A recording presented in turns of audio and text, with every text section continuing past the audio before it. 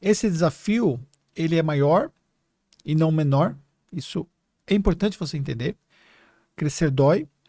Crescer exige que você pague o preço. Sim. E o preço não é todo mundo que está disposto a pagar. É muito lindo e maravilhoso, mas nem todo mundo está disposto a pagar o preço. Sim. Só E que todo mundo quer receber. quer receber, quer ter resultados, mas não quer pagar o preço. Sim.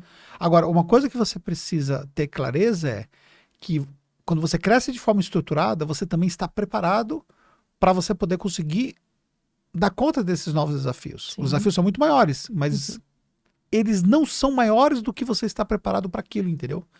Desde a sua mente, desde a sua qualificação pessoal, desde a sua estrutura, desde as pessoas que você coloca em volta de você, desde do seu negócio, as coisas estão muito mais ajustadas e preparadas para que você possa dar conta de um desafio como esse. Sim, se a gente não tivesse uma estrutura, se a gente não tivesse o conhecimento, a gente não tinha crescido o tanto que a gente cresceu hoje.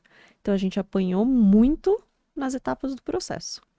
Estruturou, aí foi só o boom. E aí a gente não para de crescer, consequentemente, nosso time aumenta, os desafios aumentam, mas em momento algum, hoje, eu tenho medo. Diferente lá de trás, que a gente tinha um pouco de medo e receio do que seria essa transformação toda, que foi a melhor coisa que aconteceu. Então hoje, precisa tal coisa, vamos buscar tal resultado. O que a gente estipula de meta, a gente vai atrás. Então a gente faz acontecer. Boa. Muito mais preparado para isso. Tá. E nós acabamos de sair do imposto de renda, né? Sim. E o imposto de renda para nós, na Tactus, ele nunca foi um foco de lucratividade. Não. Isso é uma coisa muito importante você considerar estrategicamente. Porque se o seu negócio hoje ele depende do imposto de renda, significa que você não tem um negócio estruturado para tal. Exatamente. Quando a gente pensa do ponto de vista de contabilidade digital, o imposto de renda ele não é o fim de um negócio. Ele é parte de um negócio e tem uma parte, o significado dele é muito pequeno perto do negócio digital. Na verdade, a gente faz imposto de renda porque precisa fazer imposto de renda. Não Isso. porque a gente... O precisa no sentido do que eu não posso virar para o meu cliente e falar, então, não faço imposto de renda, busca outra contabilidade. Não, então a gente oferece o serviço de imposto de renda, temos pessoas especialistas para fazer o serviço de imposto de renda, mas... Gera receita, obviamente. Gera, óbvio, mas em momento algum a gente faz uma estratégia onde, para a gente sobreviver, a gente precisa do imposto de renda. A gente faz o quê? A gente faz o imposto de renda, lucra com o imposto de renda, mas se a gente quisesse, a gente lucraria muito mais com o imposto de renda, porque assim, a gente divulga o imposto de renda para a nossa base de clientes, a gente faz muitos lembretes em relação a isso, porque faz parte da nossa obrigação, mas a gente não fica lá chamando um por um WhatsApp, não, porque você tem que fazer com a gente, porque eu preciso dessa receita. Não, a gente vai fazer se fizer sentido para o nosso cliente. Tanto que a gente até instrui o nosso cliente como fazer uma declaração básica, se ele não quiser contratar o nosso serviço e quiser fazer por conta, a gente tem isso de instrução já para eles, porque não é o nosso foco de sobrevivência. Né? Então, por que hoje eu não faço imposto de renda, você não faz imposto de renda? Porque a gente conseguiu estruturar hoje para que isso não acontecesse. Eu fiz a sua declaração esse ano, por sinal. E eu fui o único que não fiz nenhuma... Depois de 27 anos... Foi o primeiro ano que você não fez imposto de renda. E para falar que não... Não, eu fiz o imposto de renda. Nossa, eu falei para esse cliente que eu ia falar em todos os lugares isso. Porque ele me chamou, era 9 horas da noite do último dia do Instagram. Falou, Fernanda, pelo amor de Deus, é um cliente muito querido, amigo. Então total. eu falei, olha, vou quebrar seu galho dessa vez. E aí acabou passando em branco lá e você acabou fazendo, sim, mas você fez a entrega para poder ser não ajustado, tinha né? nem condições. O imposto de renda dele é muito complexo para a gente fazer ali em 3 horinhas, né? Era algo mais complexo. Mas entendam isso. Né? Então, eu não ia virar para esse cliente, né, que é nosso amigo, e falar, não vou fazer porque eu não faço imposto de renda. Não, a gente vai dar um jeito, fica tranquilo. Só que essa retificação não vem para minha mão. Eu tenho pessoas que fazem isso pela gente. Então, é entender o quê? O que vai ser o foco do negócio de vocês? O foco do negócio de vocês vai ser sobreviver de imposto de renda ou vai ser ter uma contabilidade que é lucrativa? Então, eu acho que é isso que as pessoas têm que entender. Que a lucratividade, ela não vem em 2 meses no ano, você virando noite, trabalhando noites e noites para conseguir entregar aquilo. Né? Então, se fosse essa nossa pegada, a gente estaria abrindo imposto de renda para Deus e o mundo, aí quem quiser vem fazer com a Tactus. A gente faz exclusivo para os nossos clientes.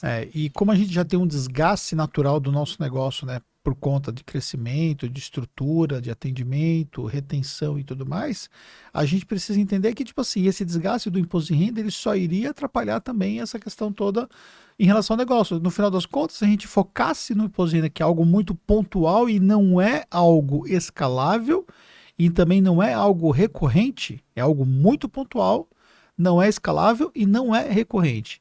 Se a gente focasse no imposto de renda como estratégia, isso tiraria o nosso foco de outras coisas que são escaláveis e que são recorrentes. Sim. E aí, Exatamente. isso para nós faz muito mais sentido. Então, como foi dito, fazemos sim o imposto de renda, mas não estamos focados em ter o imposto de renda como sendo a salvação do nosso negócio, ou como sendo algo que vai ser, nós vamos ganhar tanto dinheiro com o imposto de renda. Tudo bem, entrou faturamento, bacana, tal, mas a gente não depende disso.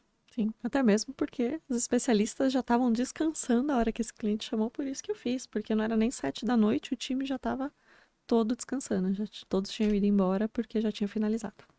Exatamente.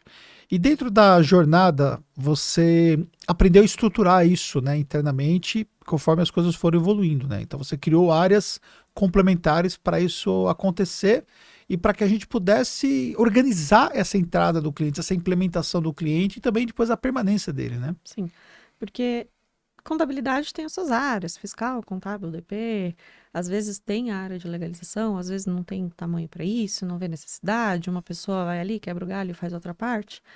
O que a gente viu de necessidade é na entrada do cliente, que ele ficava meio perdido, fala com um, fala com outro, e uma época eu falava com todos os clientes que entravam na Tactus.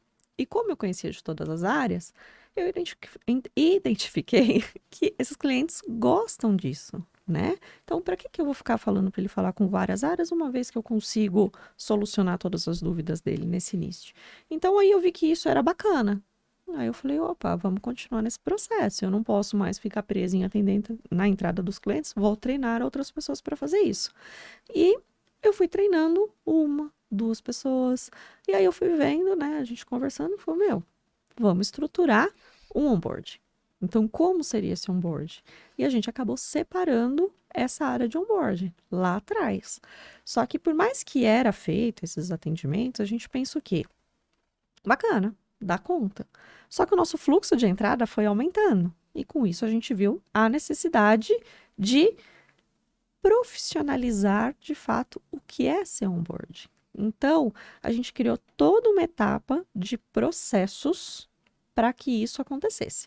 Então, como seria essa entrada, como que vai esse contrato para o cliente, quem vai fazer o primeiro atendimento, como que é feita uma apresentação para esse cliente. Então, a gente começou a embalar esse onboard para o cliente de uma forma prática para nós, que faz com que a gente economize tempo e usando estratégias de CS para que o nosso cliente tivesse um entendimento melhor. Então, conforme foi passando o período, a gente foi cada vez mais melhorando isso. Só que a gente foi ter, de fato, essa visão de CS há 2 anos atrás que a gente começou. Só que se a gente tivesse começado antes, com certeza a gente teria tido maior produtividade do que a gente já tinha lá atrás. E retendo mais o cliente. E retendo mais o cliente. Foi por uma necessidade que você estruturou também a área de CS. Sim, foi por uma necessidade que a gente falava bastante sobre CS, mas a gente ainda demorou um tempinho até de fato, não, vamos colocar esse projeto para rodar. E aí a gente viu que se a gente tivesse colocado esse projeto para rodar antes, a gente teria retido mais antes.